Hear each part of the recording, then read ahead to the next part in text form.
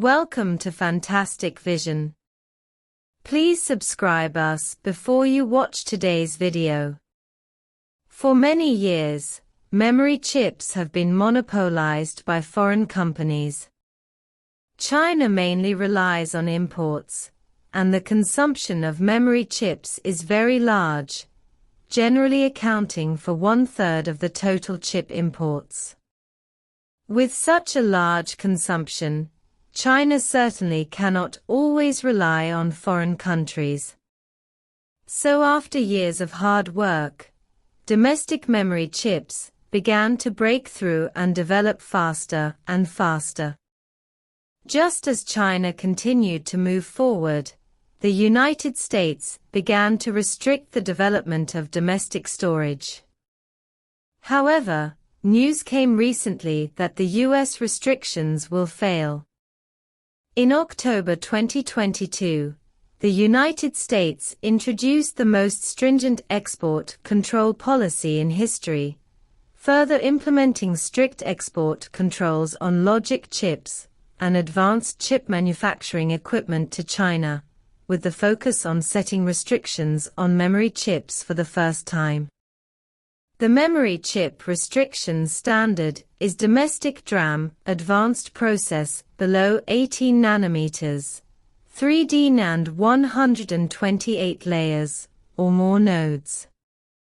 Since the United States sanctioned and suppressed Huawei and cut off Huawei chips in 2019, it has continuously expanded the scope of restrictions on Chinese chips and restricted the export of advanced semiconductor equipment. It has not involved memory chips. This time the restrictions should be related to Micron. The US company Micron and the Korean companies Samsung and SK Hynix have always been known as the world's three storage giants, but Micron ranks behind Samsung and SK Hynix, and there's a big gap in market share. So Micron is under great competitive pressure in the storage industry. Perhaps because of this situation, after seeing the accelerated development of China's domestic storage, Micron unexpectedly took an unusual path and spent $9.54 million for several consecutive years to lobby the US government to suppress domestic storage, which led to the US restrictions on storage. Micron is an American company after all. Samsung and SK Hynix have built multiple wafer fabs in the mainland, but it is doing things that eat and smash the pot. Of course, Micron, which does not take the usual path, will naturally not have a good result. It was soon investigated by relevant Chinese departments and found that Micron's products sold in China have major network security risks, restricting important infrastructure departments from purchasing Micron products. As a result, Micron's revenue in the Chinese mainland market was greatly affected. Even though the president visited China twice for communication, the ban was still not lifted.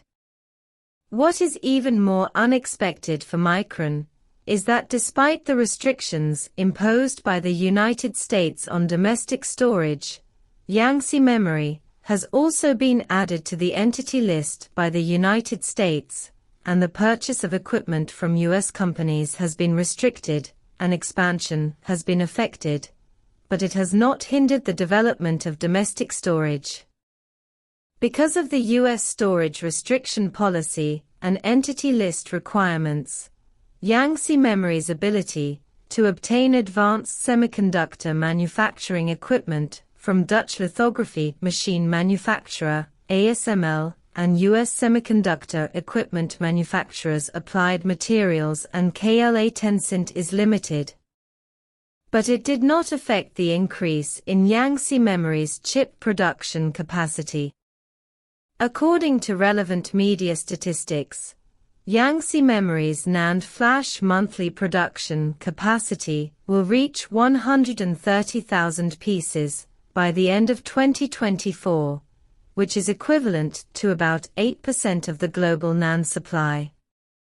It is expected that the monthly NAND production capacity will increase to 150,000 pieces by the end of 2025, and it is expected to achieve 15% of global production in 2026. That's not all. Yangtze Memory has another big move, which is to promote a national domestic equipment test production line. Once the test line is successful, it will completely get rid of its dependence on foreign manufacturing equipment and expand production capacity without restrictions. Yangtze Memory can do this because the United States has implemented chip restrictions in recent years, and domestic semiconductor manufacturing equipment manufacturers are also redoubled their efforts to continuously improve the performance and level of domestic equipment. Many equipment can already be replaced by domestic products. You should know that, led by SMIC, which has the most advanced manufacturing technology in the mainland, domestic wafer fabs are promoting the localization of equipment. It is worth mentioning that Yangtze Memory has stood out in the efforts to localize domestic semiconductor equipment.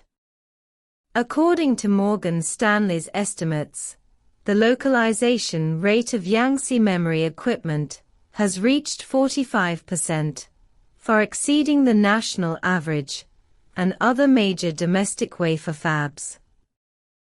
This time, Yangtze Memory took the lead in trying the domestic equipment test production line, which shows the determination and courage of Yangtze Memory.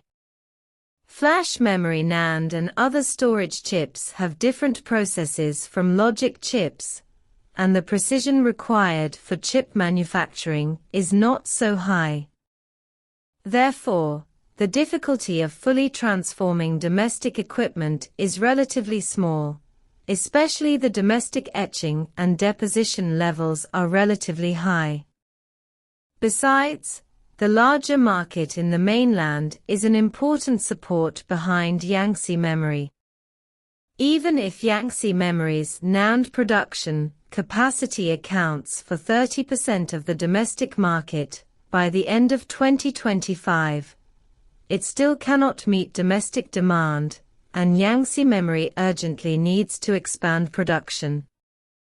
Once Yangtze Memory's national equipment test production line is successful, it will be able to expand its production capacity significantly without any restrictions, achieving the goal of occupying more than 15% of the global NAND market share in 2026 and striving for a 20% share.